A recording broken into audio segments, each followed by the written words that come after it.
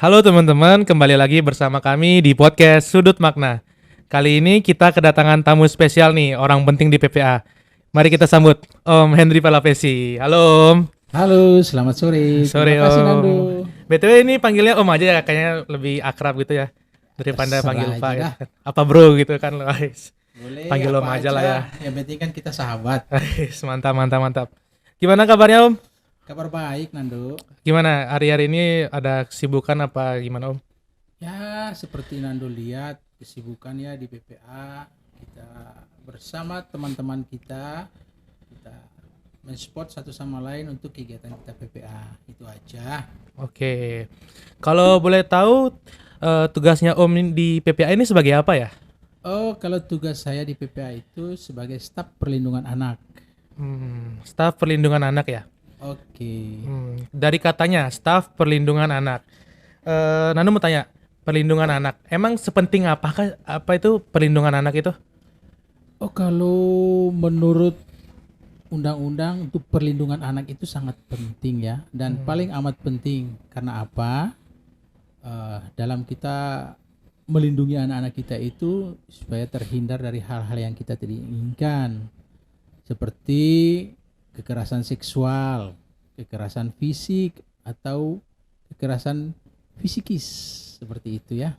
Oke. Ada kekerasan fisik dan psikis juga ya Om. Iya. Kalau boleh tahu contoh kekerasan psikis itu gimana sih Om?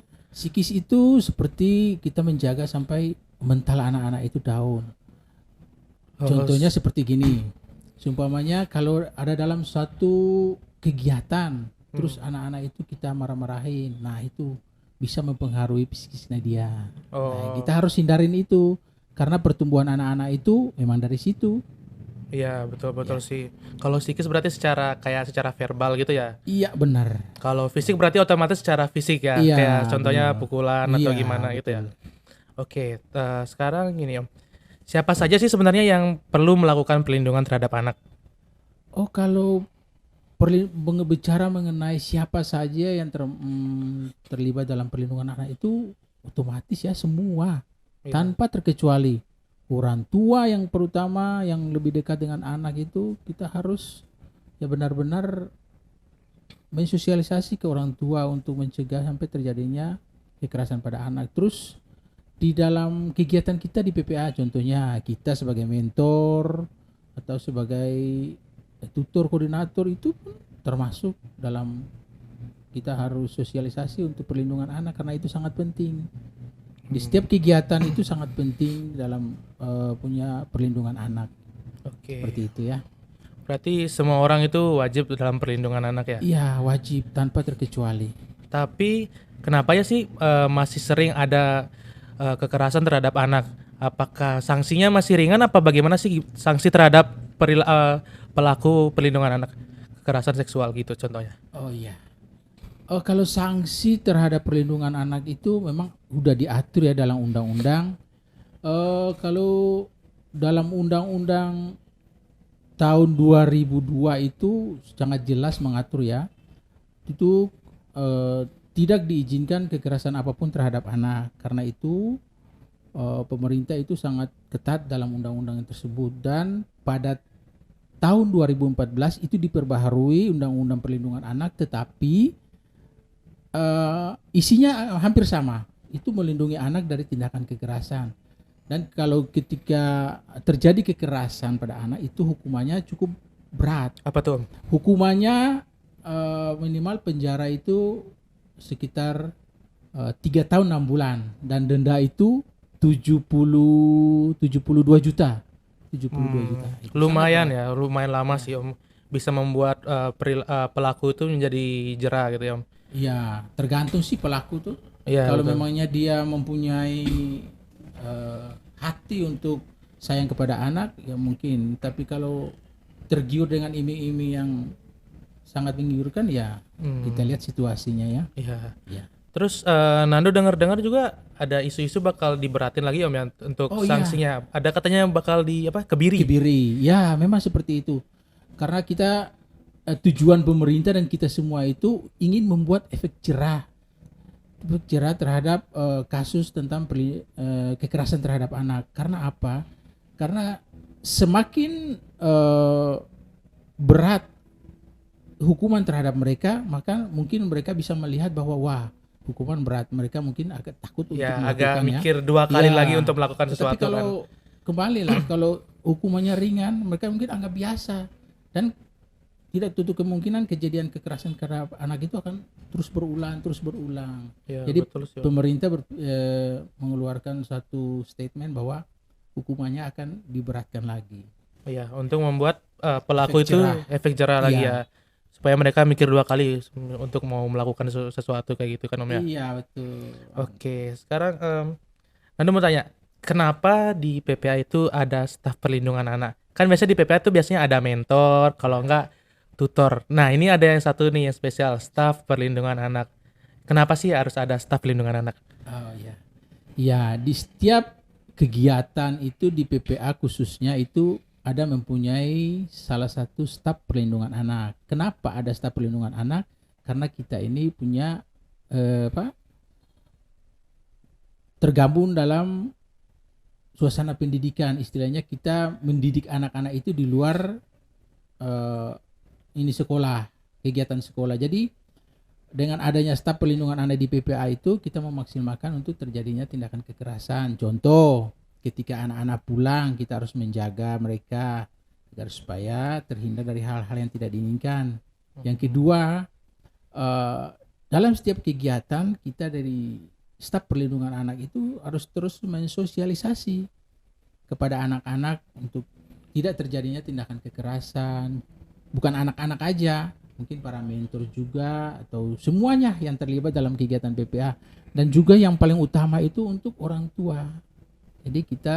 Jadi kenapa di PPA itu punya staf perlindungan anak, yaitu untuk mencegah supaya tidak terjadi tindakan kekerasan kepada anak. Oke, baik. Berarti juga ada penyuluhan ya kepada orang tua Oh, itu sudah mengenai pasti. pelindungan anak ya? Ya, pasti itu. Jadi kita sudah punya agenda khusus untuk Orang tua. orang tua, anak juga, semua mentor yang ada di PPA. Berarti bukan pada anak-anak ya, hampir semua diambil ya? Hampir semua. Karena saya khususnya saya ya di Legian ini, Iya. saya diundang dari kakak-kakak mentor itu untuk selalu memberikan sosialisasi tetap terhadap kekerasan anak. Kenapa demikian? Saya senang agar supaya kita ini menghindar dari terjadinya kekerasan terhadap anak khususnya di PPA kita. Di PPA ya. Oke. Terus Om, di PPA ini apakah sebagai staf perlindungan anak hanya sendiri aja apa ada yang membantu?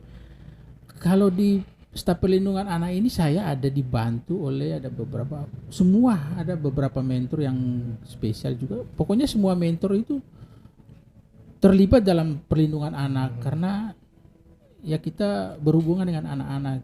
Juga ada, kita punya pendengar anak, pena juga ada. Jadi bukan staf perlindungan anak aja, semua yang terlibat dalam PPA Semua mentor ini, terlibat iya, dalam perlindungan mentor.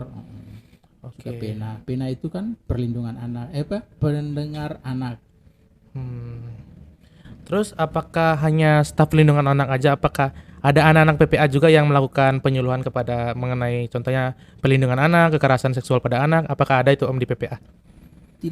Tidak tertutup kemungkinan sih untuk kelas youth ya, karena sudah dewasa, Iya. sudah kalau dia mempunyai skill di sana bisa juga kita minta bantuan karena dia kan sudah mengikuti ini Pelatihan peer educator itu ya. peer educator kan bisa dia sosialisasi kan, nggak apa-apa. Iya. Yang penting tujuannya satu, untuk melindungi anak dari tindakan kekerasan. Ya. Kalau nggak salah untuk pelatihan peer educator tuh mengajarkan tentang perlindungan anak juga ya. Iya betul. Jadi bukan hanya staf perlindungan anak aja yang melakukan penyuluhan, tapi dari teman-teman seumurnya juga melakukan penyuluhan gitu ya. Iya bisa. Bagus Itu juga kan sih Om. Kita satu tim. Jadi tujuan kitanya itu untuk menghindarkan anak-anak dari tindakan kekerasan. Jadi bisa kok, nggak apa-apa. Oke, berarti di setiap PPA pasti ada? Apa ada yang tidak ada? Pasti ada. Pasti Setiap ada. PPA itu pasti ada. Staf perlindungan anak. Iya. Untuk program-programnya Om, untuk tahun ini apa aja sih program-program untuk staf perlindungan anak ya? Untuk program tahun ini kita ada rencana yang paling utama itu ya terus kita mensosialisasi terhadap perlindungan anak satu. Ya. Yang kedua kita akan melaksanakan pararegal, training pararegal. Itu juga membicarakan tentang bagaimana kita berjejaring dengan pihak-pihak yang terkait dalam perlindungan anak seperti itu ya.